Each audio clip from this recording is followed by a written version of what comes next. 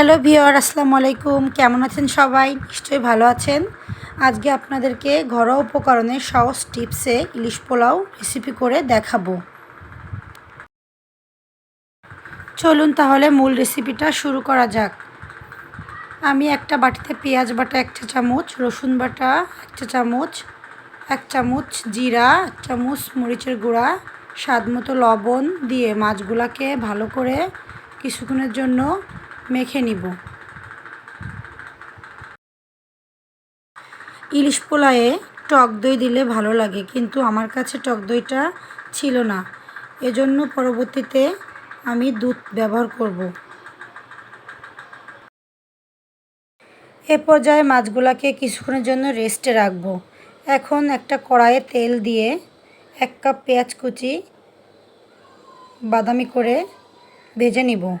এটা পরবর্তীতে আমি বেরেস্তা হিসেবে ব্যবহার করব।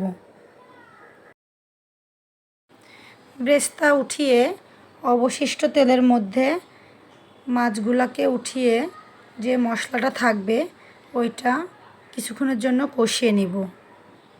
এতে করে মশলার কাঁচা গন্ধটা থাকবে না।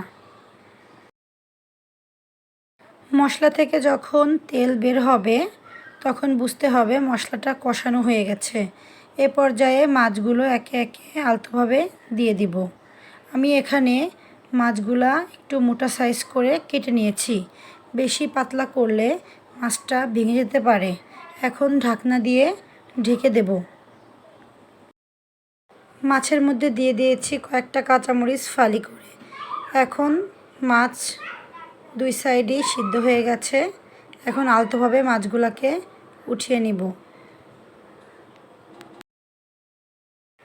এখন অবশিষ্ট মশলার মধ্যে দিয়ে দিব 1.5 কাপ পোলার চাল। এখানে আমি চিনি গুঁড়া পোলার চালটা ব্যবহার করেছি। চালটাকে বারবার নেড়ে চেড়ে ঝরঝরা করে ফেলতে হবে।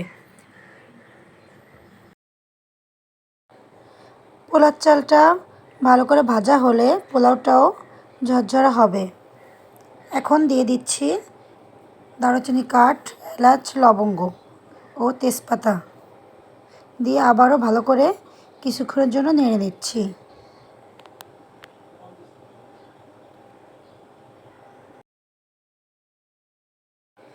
এখন দিয়ে দিব 1 কাপ দুধ।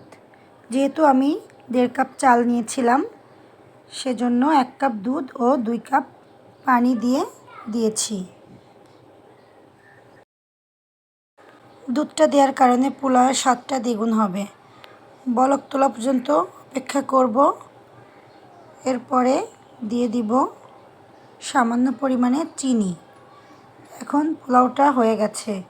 উপর থেকে কিছু অবশিষ্ট পোলাও উঠিয়ে ইলিশ মাছগুলো একে একে দিয়ে পোলাওগুলো দিয়ে আবারও ঢেকে দিব।